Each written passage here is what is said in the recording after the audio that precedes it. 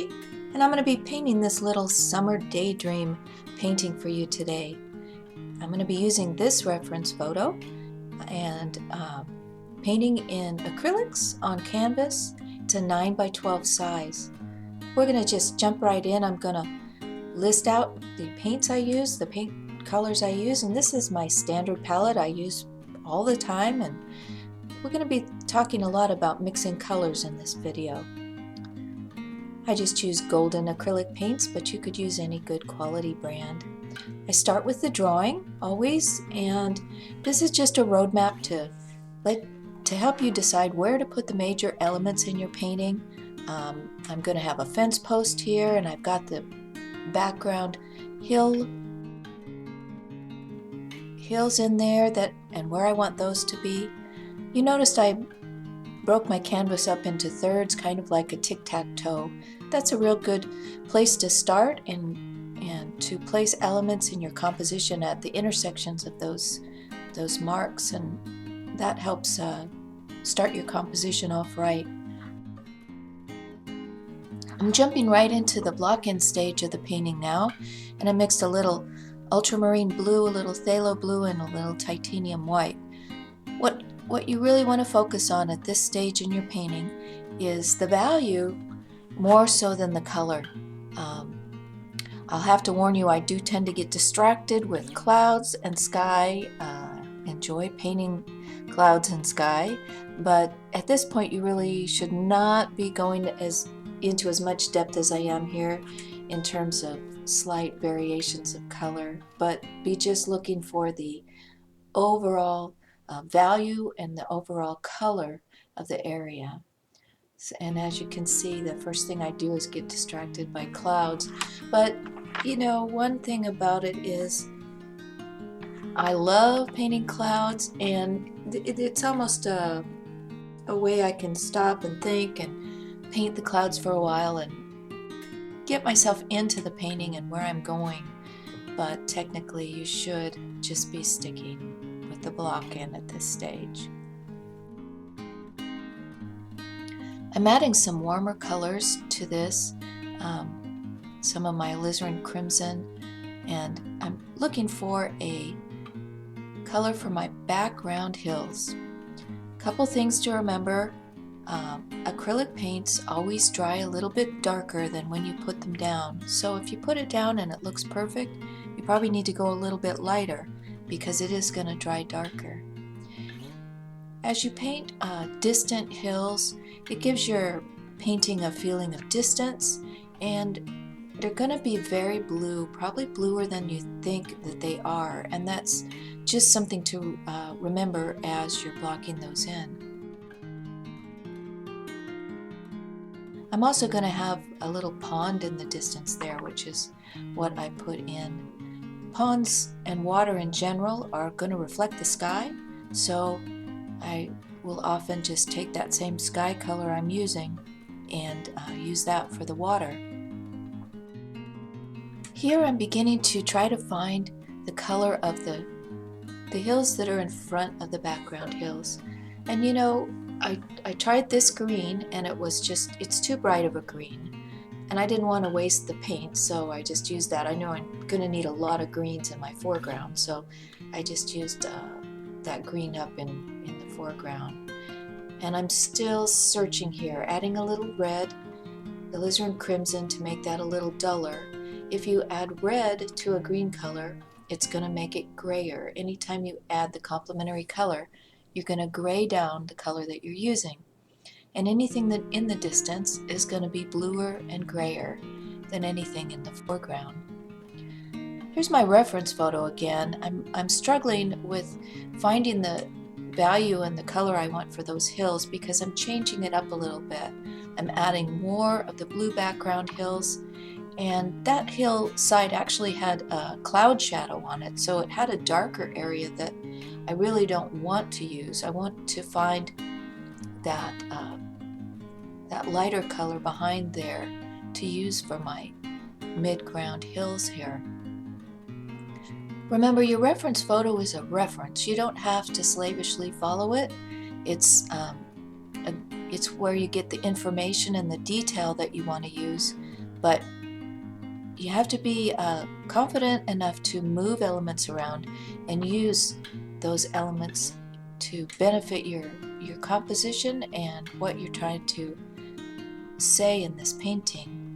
For me today, this is just going to be a peaceful little country painting. I don't have anything grand to say in this painting other than that I wish it was a beautiful summer day like this. It's the middle of winter right here as I'm painting this, so that's why I'm calling it Summer Daydream.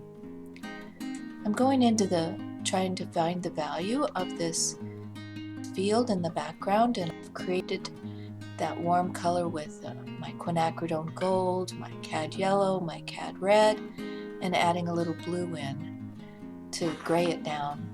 And now I've gone to this line of trees that's in front of those hillsides. So again, I'm putting in some brown areas, some dried grassy areas that are further in the background than the ones I just put in. So I grayed that color down a little bit and I lightened it. So because it's a yellow, I added a little bit of red and a little bit of blue, which makes purple, and that is the complementary color to yellow. And I've gotten distracted on the clouds again. They are fun. And as I'm placing in the values of these midground areas, it's also affecting the sky, and I'm realizing, it needs to be a little darker, a little lighter. And at this point I realized I had too many clouds in the sky, and I had just made a very sunny field. So a sunny field is not going to be underneath a cloud-filled sky. You see, the way I create these clouds is I just roll some lighter paint on there, and then I go right in and soften out all the edges. That's my style of making a sky. I like clouds to be very soft, and I don't like there to be any hard edges. I like them to recede into the background and seem very distant. You can see there I went and rinsed off my brush, and I came back in while the paint was still wet and softened them out a little bit. Okay, I need to step away from those clouds. I need to get back to my block end and not get distracted. Phew. Okay, so getting back to my greens, I need to block in this area of trees to the right that's going to be in front of the mountains. That's another great way to create distance in your painting, is to make sure you have elements that overlap coming forward. And as I put that in there, and I put the value of that mid-value of that group of trees in the front, I realized it was almost the same as that distant mountain again. And the mountain needs to be grayer and lighter in order to recede. So I went back in and lightened that mountain up once again. Got to remember, everything is about comparison. You can't just look at your reference photo and say, this is the color. You have to compare it to the other colors on your palette. You see how you have some time when you're using acrylic paints to wipe it out. You just take some water and put it on your brush, and I used my paper towel to wipe out that area while it was still wet. Another thing you'll notice, as I'm making my mixtures, and here I'm going into making a dark, you add your colors gradually. In other words, I make my darks with Alizarin Crimson, Pthalo Blue, and Quinacridone Gold. It makes a nice transparent dark. But here, as I've placed this dark in the foreground, I also don't want it to get dull. So I'm just putting in some pure color, some Alizarin Crimson, some Ultramarine Blue. Most of this area is going to be covered up in the later stages, but I want to have some little peaks of those bright colors in there that will peek through, and that will add some vibrancy to the dark area. you don't want that dark area to be dull. So we're done with our block end at this point. In other words, every area on the canvas has been covered, and we have our main values there. Now I'm moving back to the clouds. I can actually go back to the clouds. This is where I should be going back to the clouds and starting to work the finish of the painting. I start with the sky and the very background, and then I move forward to the more foreground elements. As I looked at it, I decided that that background hill was too blue. It was almost the same shade as the mountains, so I warmed it up a little bit, added a little bit of red, and now I came in with some of that Alizarin,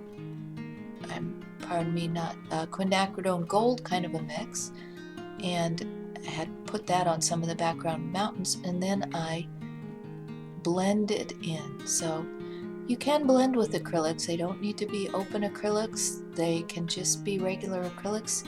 You just have to do it quickly right after you've laid the color down, and as the paint begins to dry, you can add a little bit of water to your brush and you'll be able to go back in and blend. So I'm blending out those different colors I put in the background hills. I'm just adding a little bit warmer tone, a little bit cooler tone, a little bit lighter. I want to stay in very close to the same value, and value has to do with how light or how dark the area is. So as long as I stay in that very close value range, those mountains will stay in the background. But I just like to add a few other colors on there so that it looks like there's something going on in the mountains without putting in any detail whatsoever. So now I'm moving into the trees that are in the hillsides, and I start with the shadow color or the background color. So most of this will be covered up with the subsequent layers, but I just start with that dark layer. And again, that's made with my usual dark I use, Alizarin Crimson, Pthalo Blue, and Quinacridone Gold, and then titanium white added and other colors added. Now I'm coming back over the top of that with a very muted green color. So some of my blues and my cad yellow, which will make a green, and then cad red added to that green to dull it down, and titanium white to lighten it.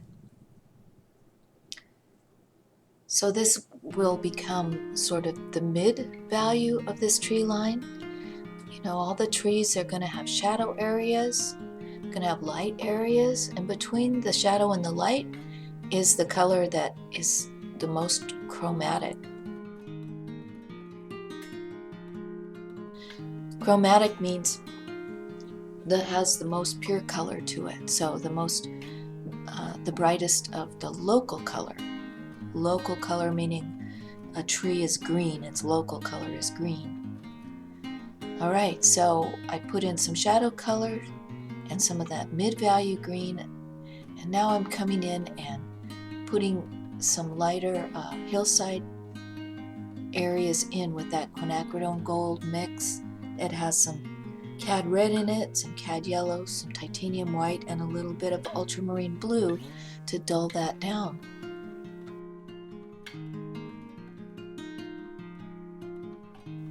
Just tapping my brush in there to give the impression that the hillside is going in and around the trees. You don't want one straight line of trees there. You want to show how the ground is coming in and around the trees. Remember, the further away the trees are, the less detail there will be, and as you come forward a little bit, you know, the shapes will get a little bit larger. And you can leave some of the edges on a little bit more, but this whole background of trees, I want it to stay very quiet I want it to stay in the background, so I'm not going to add a lot of detail. As I go along with my painting, I have a mirror set up behind me, so I can turn around and look in that mirror and see my painting as if it's from a long distance. That's a really good tool to use to help you not get too caught up in the detail when you're real close to the painting. Another good technique to use is to squint. I squint my eyes all the time as I'm looking at the painting, and that also takes away some of the detail and helps you make sure you got the values in the right place and there's nothing that's jumping out at you. So I'm laying in some slightly greener. I've added a little bit of blue to that mix to put some grassy areas in, and now I'm adding some lighter, almost pure titanium white there to lighten up my pond a little bit. But I laid down that color, and then I came back in with a wet brush and softened it up, and then I went in with a gray dark and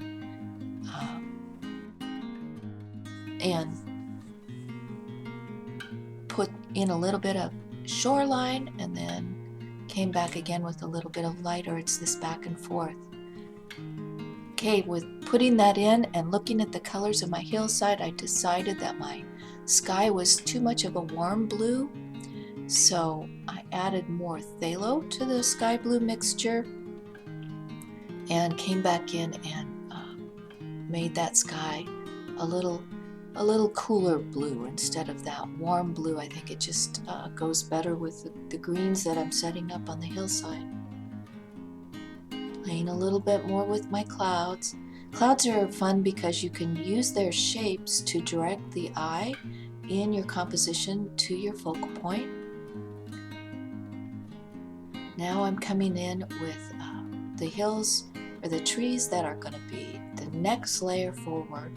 So you can see I just start in the background and move forward layer on layer as I go through the painting.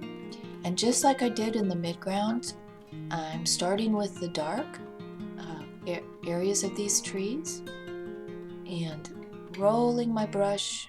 And this dark is a little bit darker than what was behind it. So you just have that process of moving forward and getting darker and more chromatic. Now you see how green that looks, how chromatically green. It's much more vivid than the greens behind it, and that automatically pulls it forward in the picture plane. That's just made, that green is made with cadmium yellow and phthalo blue, some ultramarine blue, and some quinacridone gold.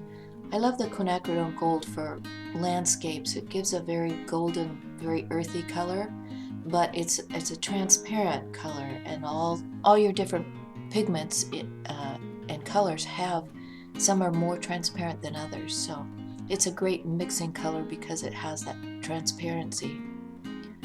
And over the top of that green, I added more titanium white to the mixture, a little cadmium red, a little cadmium yellow, and then layer on layer, I added that green to the trees to get all the different shades. My light source in this painting is up to the left. So as I'm creating these trees, I'm thinking about that light source and thinking about the fact that the shadows will be on the right and the light side is going to be on the left. So I come back in with more of my dark color that I've added more titanium white to, and that gives me more of a mid-value dark, and I'm adding it back in and around the greens to kind of create those tree shapes.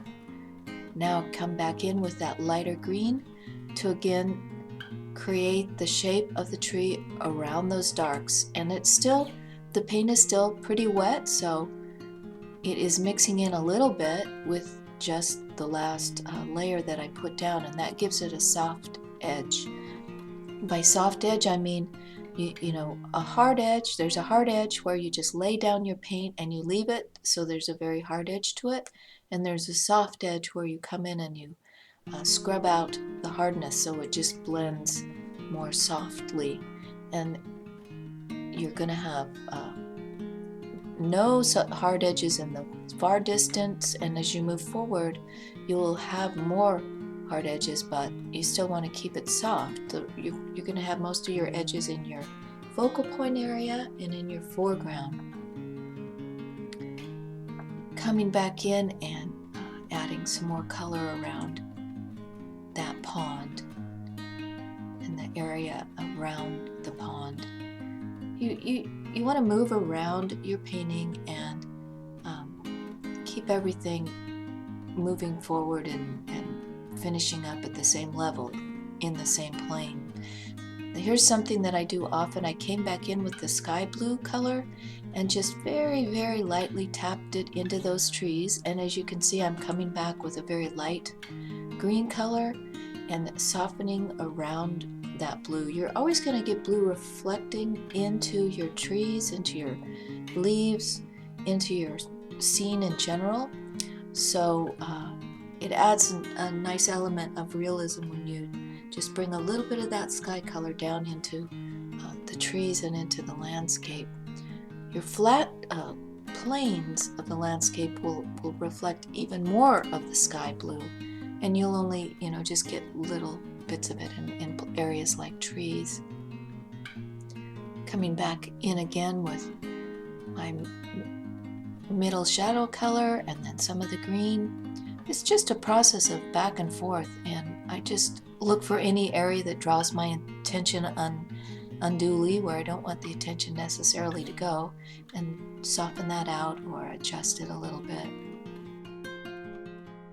Coming back in with some lighter to start creating this field area, creating that line of the trees. I decided I want the field to come up even higher. Those trees are kind of coming, the field rounds off and you can see the trees behind it. So I brought that field line up a little bit over the trees.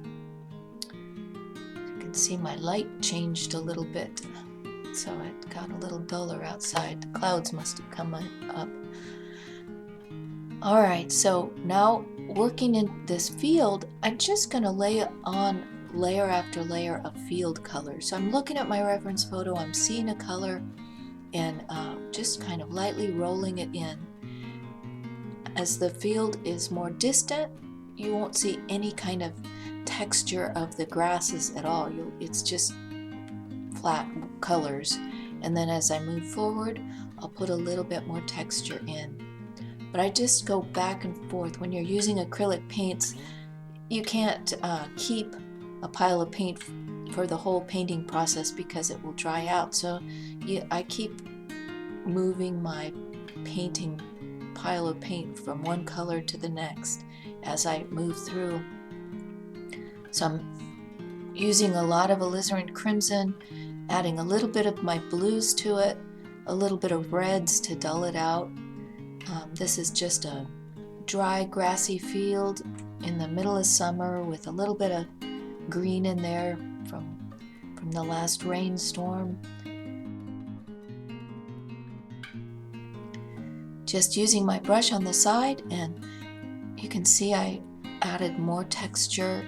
I'm using my brush strokes to kind of mimic a feeling of fields of grasses in the foreground, and in the background it's more smooth. Added a little more titanium white to the color there, a little more cad red, and as I come forward, and each I can lay in that little bit of that's a little bit of a more vibrant color, more Quin gold in there, and then added a little blue to that mixture and a little bit more yellow to give it some green, and then I even that out in the background. You want to soften those colors so we just get this feeling of the undulating dry grasses on a summer day.